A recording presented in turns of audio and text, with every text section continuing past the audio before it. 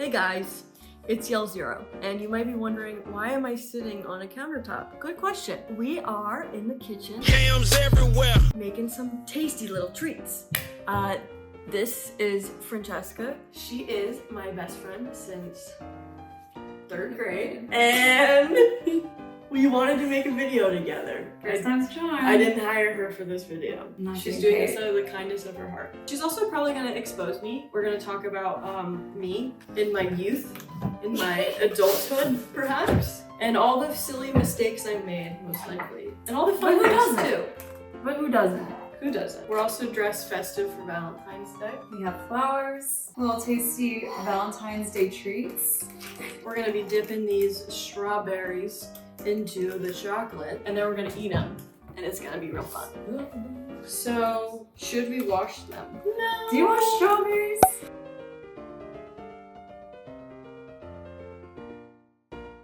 No. Wait. I'm a big fruit washer, but I know you're not. Wait, no, I'm a It's huge. actually, she has a fruit cleaning spray. Now I want to know what's in that spray. Because Okay. it's not water. We don't need to out my disorders first up here. Do I have a contamination problem? Yes. Am I trying to do exposure therapies? Also yes. So I think for an exposure therapy, we should eat them. Not washed. Thoughts on that? They were washed at one point. No, they definitely were not. Fresh from the patch. I put my faith in my immune system, I guess. Anyway, we met in 3rd grade. The way I remember it was I was new in 3rd grade and I had some friends, but I still didn't feel like I totally fit in. So one day I was walking around during lunch in the cafeteria and I stumbled upon this girl who I was like, this girl looks approachable. I feel like we could be friends. And yeah, I sat next to her and then we lived happily ever after. That's not what happened. That's not what happened. That's not what No, happened. that's not what happened. It's actually Look. really funny. That's how I thought it happened though, okay? So I'm telling my truth. My truth is, we met in the 3rd grade, and I had another best friend at the time. And so when Francesca became involved, I was like, who does this girl think she is coming into my circle, into my friend group? So I was a little bit weary of her. But to be fair, maybe I was naive. I did respect the fact that you had another friend and I wasn't trying to impede. You're too nice. But anyway, we get to 4th grade, and my other best friend wasn't in class with me. So I was like, what am I gonna do? So then I was like, I guess this Francesca girl's all right. I guess she'll do. And then she did, and here we are. How many Nice. years later? That's how we met, and we've gone through all the ups and downs of friendships. We've been through a lot together.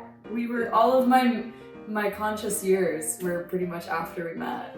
Yeah, I don't remember anything before you. I don't remember much. Is this in focus?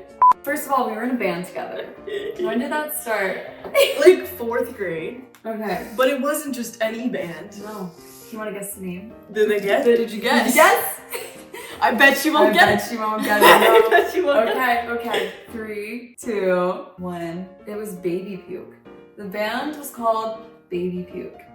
And what we did was we had another friend who was in the band. And Band is a loose term. it was a loose term. I actually don't know if we ever did a performance. And I don't know if we knew how to use any instruments as well. We didn't. I don't think any of us are. I think we had like beats. I didn't even know how to read music, but I remember writing songs with like making up my own music sheets with like notes, thinking like, I think the note would go here. Did you? I didn't even know it was that advanced. Yeah, no, I remember making like the little bars I wish we and could then the little find circles. It would just be like, it was called baby puke, but it was kind of like a baby's Stupid perception on life, like if they could speak. Like very, very I would call it immature. No, I would call it like punk baby. Punk baby. Hardcore punk baby rock. It was. It's a lot of anger. The lyrics were like, I want a nap! I want a nap! And then we write like, wah! I want a nap! And like, It was experimental. it was art. ahead of its time. Really, like, No one's done it yet. no It one, was very ahead of its time. and no one still has. No one's ever thought to do that. One Experimental day, baby one day. punk. You know, I will say though, we did write some songs That were good. That came from real life experiences. Really? There was this one kid in our class. He was a bit of a bully. We spelled out his name in one of the songs. Oh my god. I'll just say that. We were really like going We through it. exposed. Oh my gosh. We would expose. We weren't afraid to call someone out. I remember when we were kids, we definitely were like the outcasts. Oh. Bro. Oh! Not to be like, we're so different and weird. No, but we really were. Okay, we had like our little group of girlfriends, and There were 5 of us. There were 5 of us. And at lunchtime, everybody in the whole of our class, probably all 35 students, would sit all bunched up on the other 3 lunch tables. Mm-hmm. And then there was our little group of 5, all spaced out because you could. Nobody would sit next to us. There was 4 tables. 3 of them were packed to the brim of just people squeezing and screaming. Yeah. Maybe that was the popular table. They did not want to sit next to us. We had nothing to do with 3 of us on one side, 2 on the other side. I had room for days. I could lay on the I bench. can still picture it to this day. Nobody wanted to sit next to us, but I don't blame them. We were weird. Something that the 2 of us did in our experimental era was experiment with our lunches. You know, some kids will trade lunch. Some kids will, play with their food. We concocted recipes. We At the lunch table. had the right Lunch grade of 4. Okay, I came with the applesauce, she came with the trail mix, or whatever was for lunch that day. We chefed it up. Stirred the pot. And actually, I want to put a note on this. A boy had a crush on me in 4th grade. I hope he never sees this. I would be so embarrassed right now if he watched this. He had a crush on me in 4th grade. And I remember it was going strong. Until one day, Francesca and I were mixing up our applesauce and our trail mix, and we were just stirring it up at the lunch table. Whatever else is in there too. Getting experimental, I don't know. He looks at me and he goes, "You're weird." And then I never heard from him again. He just forgot I existed. So yeah, and amongst the 30 other kids in our class. Yeah, no, but it's fine, you know? It's fine. Who wants to peak in 8th grade? Nobody. Nobody. We sure didn't. I had a SpongeBob lunchbox in, I think, 8th grade. We used to do dress down days. So for those of you who don't know, we went to a private school, a little Catholic school. And sometimes you get rewarded with dress down days, or like once every other month or something, you'd have like a Friday where you can dress up in normal clothes, like civilian clothing, and not a uniform. So Aniela got me a SpongeBob SquarePants shirt for my birthday in like 5th grade. And oh my god, that was the most amazing gift I've ever received in my whole life. I know. And I would wear that loud and proud. Loud and proud. Loud and proud on my dress. Big eyeballs. 2 eyeballs. And a smile. And a little toothy smile. And a 2-buck teeth. No. Loud and proud, I would wear that shirt. Her mom got me a shirt, I think, from like Justice when we were in like 4th grade as well. And I could never afford Justice as a kid. So I wore, it was like the peace sign shirt, remember? We wore twinning for like twin day at school. And No, it was a children's place, I think. No, I swear you got me like a Justice shirt because I couldn't afford Justice, and for some reason a Justice shirt fell into my lap from you. Okay. And so I was like, this is my prized possession, because I could never buy that on my own. So I remember that. I think my mom was just happy that I had a friend. Aww. Oh my gosh. Wait, there was something else I wanted to say. Don't forget to follow me on all my social media platforms. Sorry, I have chocolate strawberry in my mouth. Listed here below. Anyway, okay, bye. We were talking earlier about, is there any secret like she doesn't know about me? And I mentioned I had a hamster when I was younger. I didn't know. And she didn't know that. And She's been gatekeeping this hamster. A best friend should know that about each other. The story goes, I had a hamster. It was in a tank or whatever, cage in my room for like a couple of years. Maybe 1, maybe 2. And all of a sudden, the hamster's gone one day. And my mom says, she's like, Aniela, the hamster ran away. And so for my entire life, I believed, oh, the hamster just ran away. You know what happened to it? It most likely just died. That's the story. That's always what happens. Did it have a name? I don't. recall. Clearly it didn't matter enough to me. But I love hamsters. I love them. No. I think I learned this story like not that long ago in the grand scheme of our friendship. Aniela had a dog growing up named Elvis that I knew about. A little beagle, sweet little guy. Yeah, and like Very kindergarten. old. Yeah. That was the only Elvis I knew about. Up until recently when she told me the story about how her grandfather, White Eagle of the Native American Cherokee tribe. He referred to himself as White Eagle. Do we know if he was from the Native American tribe? We don't. No. But he used that as his name. So apparently one day, I guess he broke and entered her house. And No, let me explain. Okay. My mom brought my beagle over to my grandfather's house to just like, for him to meet him for the first time, little Elvis, and just to get to know him, whatever. And for some ungodly reason, my grandfather did not let that dog leave. Like, he stole that dog. Like a puppy. It was a puppy. It was maybe like a couple months old. Oh my God. My mom came back and was like, he's not giving back the dog. What do you mean? What do you mean he's not giving back the dog? So I have this vivid memory of me driving, well, in the back seat in the car, and like yelling out of my window, "Give me back my dog!" To your grandfather. To my grandfather. What is that story? That's a real story. And to this day, okay, well, actually, then my dad got me a second dog named Elvis again. He's very so both creative. dogs are named Elvis. Both of them were named Elvis. Elvis 1, Elvis 2. Got me Elvis 2. I had Elvis 2 growing up the rest of my life. Elvis 2 passed away, unfortunately. Guess what? Elvis 1 outlived him. My grandfather had him in a t-shirt with his organs hanging out, waddling around the house. Like, what is that story? This should be captioned like tragic stories of Aniela's childhood. Like, what? That's not even the worst. That one's actually kind of tame. That one is, yeah. How did we not sue over that? How did we not? That is insane. Anyway, I think they just wrote it off like he needed a companion.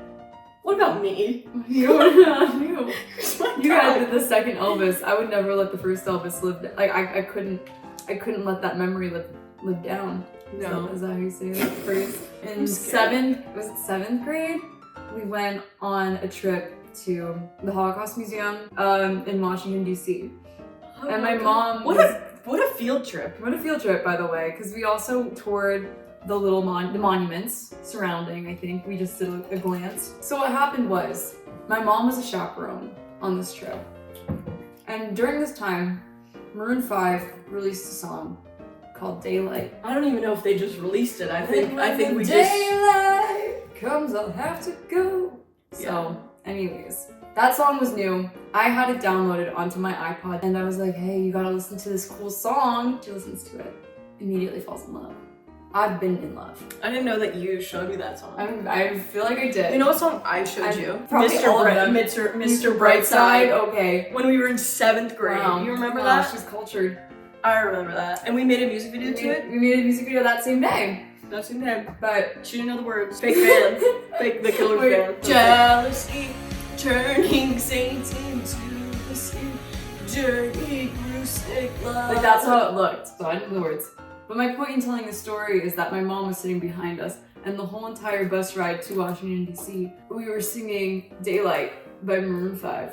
The whole time. The whole whole time. bus could hear us. The whole bus can hear us. Who cares? No shame. Because at Maroon that point, what's the fun in peaking in 8th grade? Like we said. We stood on business. We did. You said, hey, we're just doing what makes sense. Hey, we just love Maroon 5 so much. Francesca's also wearing my baby tee, can you see? Does this look familiar? Philadelphia. For the seasons. We are PA girlies.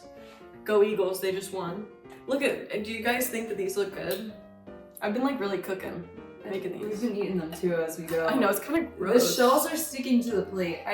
We haven't really mastered the art. This is what we should be doing. Ooh. Ooh. So here's the story. We used to go on vacation every New Year's and every Christmas season to New Year's. Christmas to New Year's. For like a week up in the mountains. And we would go like clockwork. It was for years and years and years. And when we got a little bit older, like 8th grade, 9th grade, whatever, one thing is we would walk in to like the like game rooms and the stuff, like Yeah, like we were the hotties in town. we were like oh my god, did you see Jason at the ping pong table? Yeah, the guy's like hosting the activities. Because we went to school with like five boys in our class. In both classes, 5 boys in total. Like that's it. They were slim pickings. So when we were able to like actually be in the real world with real people, we were like, oh my god, there's boys, no way. And we would be like, Jason's so cute. Jason is like this big on me. Oh yeah, no, Jason was probably not that cute. No, but hey, I don't discriminate. Don't discriminate. I don't. To us, Jason was the hot man on campus. No, he was. So I don't even know who Jason was. But anyway, long story short, we had a lot of memories there, and one of them in particular was we made cinnamon rolls, and I had the smartest decision. Very smart. To not preheat the oven. No, who would do that? Well, I didn't even know what that meant. I didn't. What do you mean preheat? It heats. We were probably like in 13. No, we were 13 or 14. I remember specifically. And then we don't preheat it, so we just put it in for the designated time. What, 10 minutes for a cinnamon roll? Something like we pull it out and we eat it.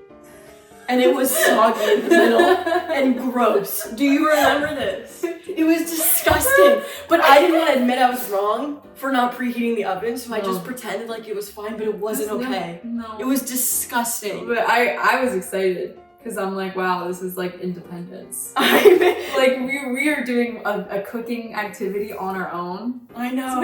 And I failed it. And I also discovered I thought I invented cheese chips. That's what I wanted to We got shredded cheese on a plastic plate. Or on a paper plate. A paper plate, and just melt it in the microwave, like get real hard and crunchy, and then that was like a gourmet meal. It was Talk so about a good. Michelin restaurant. It was so good. It was just cheese on a plate. It was pretty good. Fried? No, I mean it would fry up and crisp up, and then you just kind of like scrape it off the plate and then eat it. And I was like, burnt cheese. Like barbarians. Barbarians, very barbaric thing. But no, oh my gosh. And on another one of those trips, I got what was it, like a sickness where I threw up like 7 times. Yes. And she just had to deal with it. Oh my gosh. We had what a good memory. We had so many fun times there. Poverty. We were impoverished, but that's okay. But you know, what doesn't kill you makes you stronger. I told you my refrigerator growing up was duct taped closed because my dad, I think, ripped the door off of it and didn't want to put a handle on it and didn't want to put a new one on. So every time I had to open it, we had to open the duct tape and close the duct tape. And also the same thing for the microwave handle. That was also taped back on as well. Yep. And I slept on the floor in sleeping bags for a year. Tell your truth. Tell your truth. Well, I feel like that was good. We were mission reps. Oh my god. And we were really bad at it. We were really bad. We had something called Mission Carnival at our school. We were supposed to make a booth. I don't think we did. We did. Oh man. You know what? Times have changed. So if you guys enjoyed our video, make sure to, I don't know, like and subscribe. That's what they're saying these days. Hey guys, like and subscribe. And smash that subscribe button. Yeah, smash that subscribe button, and yeah, follow me on all my platforms listed below. I don't know, do you want yours on here or no? Sure. That's her Instagram if you want to follow her. Anyway, love you guys.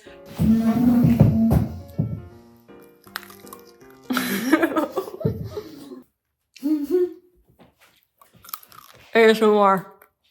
Oh. Stupid. This is like not even like cold color. Testing. 1, 2, 3. Testing. That was good.